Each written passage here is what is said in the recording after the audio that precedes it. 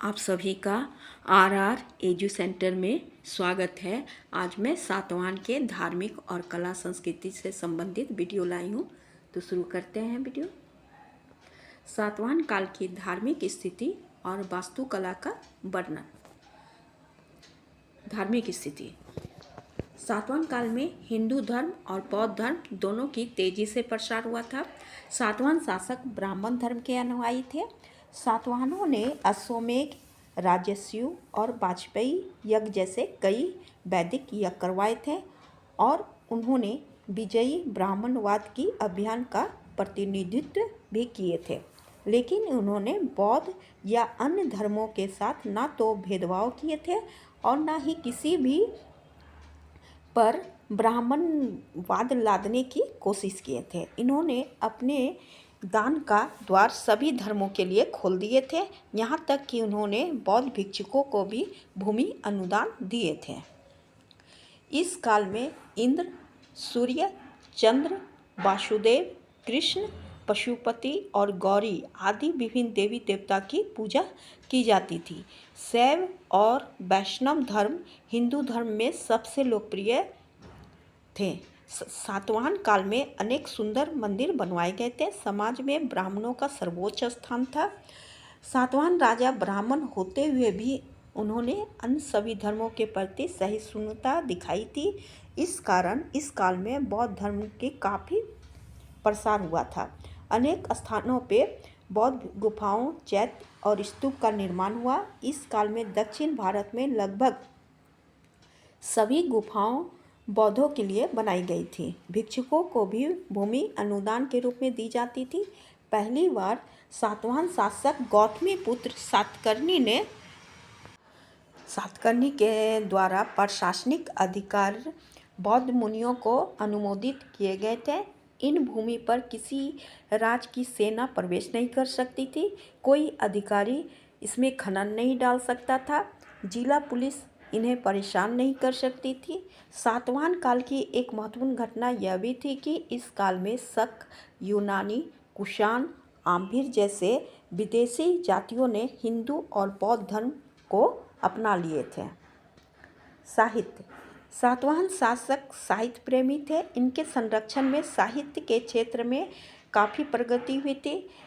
अधिकांश सातवाहन शासक स्वयं विद्वान थे और साहित्य में विशेष रुचि रखते थे। इस काल में प्राकृतिक भाषा और साहित्य का उल्लेखनीय विकास हुआ। इन्होंने प्राकृत भाषा को संरक्षण दिए थे। इसके अधिकांश शिलालेख इसी भाषा में लिखे गए हैं। सातवाहन राजा हाला एक उच्च कोटि के कवि थे। इन्होंने गाथा सप्तशती की रचना प्राकृत भाषा में किए थे, जिसमें 700 श्लोक है। इन्होंने अपने दरबार में कई विद्वानों को संरक्षण दिए थे। बृहत कथा की रचयिता महान विद्वान गुणाध्याय इनके दरबार में रहते थे। एक अन्य विद्वान सर्ववर्मन जो संस्कृत व्याकरण पर ग्रंथ लिखे थे, ये भी इनके दरबार में रहते थे। सातवाहन काल की मूर्तियाँ। अपनी विशिष्ट विशेषताओं के बावजूद सातवाहन मूर्तियों को कभी भी एक स्वतंत्र शैली के रूप में मान्यता नहीं मिली थी। इस काल की सबसे प्रारंभिक कालखंड भाज बिहार गुफा में मिलता है, जो सातवाहन साम्राज्य में मूर्तिकला की शुरुआत का प्रतीक है। इस पर शानदार नक्काशी की गई है और इनके स्तंभ के शीर्ष पर भी कमल की आकृति बनी हुई है, जिसके ऊपर स्फिंक्स जैसे पौराणिक जानवरों की मूर्ति अंकित है। उत्तरी प्रवेश द्वार के पश्चिमी स्तंभ स्थित पैनल बुद्ध के जीवन की एक बहुत ही महत्वपूर्ण घटना को दर्शाती है। सातवाहन मूर्तिकला की एक महत्वपूर्ण विशेषता यह है कि भगवान गौतम बुद्ध को मानव रूप में चित्रित नहीं किया गया है, बल्कि इस काल में इनकी प्रतीकात्मक चित्र अधिक मिली है, जैसे पदचिन्ह। नागार्जुन कोंडा और अमरावती की मूर्तिकला एक समान थी। यहाँ की कलाकृतियाँ में भी बौद्ध विषय प्रमुखता से दिखाई गई है। गौतम बुद्ध की जीवन की घटना को पत्थरों पर उकेरा गया है। ऊपर उल्लेखित प्रमुख सातवाहन मूर्तियों के साथ अन्य मूर्तियाँ भी थीं, जैसे द्वारपाल, गजलक्ष्मी, सालभंजिका, शाही जुलूस, सजावटी स्तंभ इत्यादि। कांस्य वस्तु। सातवाहन वंश की कई धातु की मूर्तियाँ मिली है। ब्रह्मपुरी से भी औदित्य कांसे की वस्तु एक बड़ा भंडार प्राप्त हुआ है। वहाँ से प्राप्त कई वस्तुएं भारत की मिली है, लेकिन इन पर रोमन और इतालिय के प्रभाव थी। ये वस्तु जहाँ से भी मिली है वहाँ से पोसीडॉन की एक छोटी मूर्ति, शराब के जग और पर्सियस और एंड्रोमेडा को दर्शाने वाली एक पट्टिका भी प्राप्त हुई है। सातवाहन वास्तुकला। अमरावती स्तूप की मूर्तियाँ सातवाहन काल की स्थापत्य कला जो इस कला की स्थापत्य विकास को दर्शाती है। इन्होंने अमरावती में बौद्ध स्तूपों का निर्माण करवाए थे। इसके अलावा इस काल में कई स्तूप बनाए गए, जैसे गोली, जंगियापेटा, घंटासाला, अमरावती, भट्टीप्रोलु और श्री पर्वतम स्तूप का निर्माण इस काल में हुई थी। अजंता की गुफा 9 और 10 गुफा का निर्माण सातवाहन काल में हुआ था। सातवाहन काल की चित्रकलाएं प्राग ऐतिहासिक शैल कला को छोड़कर भारत के सबसे पुराने चित्रकला को जीवित नमूना है और यह चित्रकला अजंता गुफा में पाई गई है। अजंता में कलात्मक गतिविधियां को 2 कालखंड के मिली है। पहला ईसा पूर्व 2री शताब्दी से 1ली शताब्दी के दौरान, जब सातवाहन शासक के दौरान हीनयान गुफा का निर्माण कराया गया था, और दूसरा 5वीं शताब्दी के उत्तरार्ध में, जब वाकाटक शासक के यह अधीन थे। गुफा संख्या 9 और 10 सातवाहन वंश से संबंधित केवल कुछ ही अवशेष बचे हुए हैं। ये दोनों ही स्तूप वाले चैत्यगृह हैं जो अजंता में सातवाहन काल के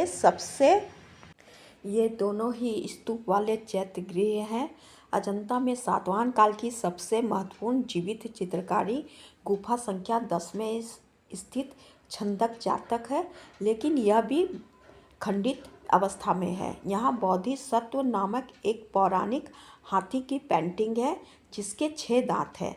अजंता की गुफा में पुरुष और महिला दोनों की ही मानव आकृतियाँ विशिष्ट रूप से सातवाहनों की है, जो सांची के प्रवेश द्वार पर मौजूद अपनी समकक्ष आकृतियों के साथ शारीरिक बनावट, वेशभूषा और आभूषण के मामले में लगभग एक जैसी है।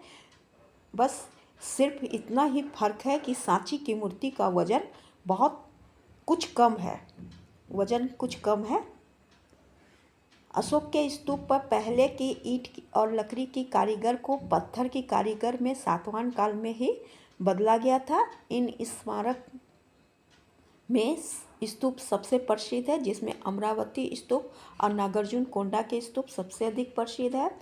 कार्ले चैत्य की मूर्ति सातवाहन वास्तुकला की भव्यता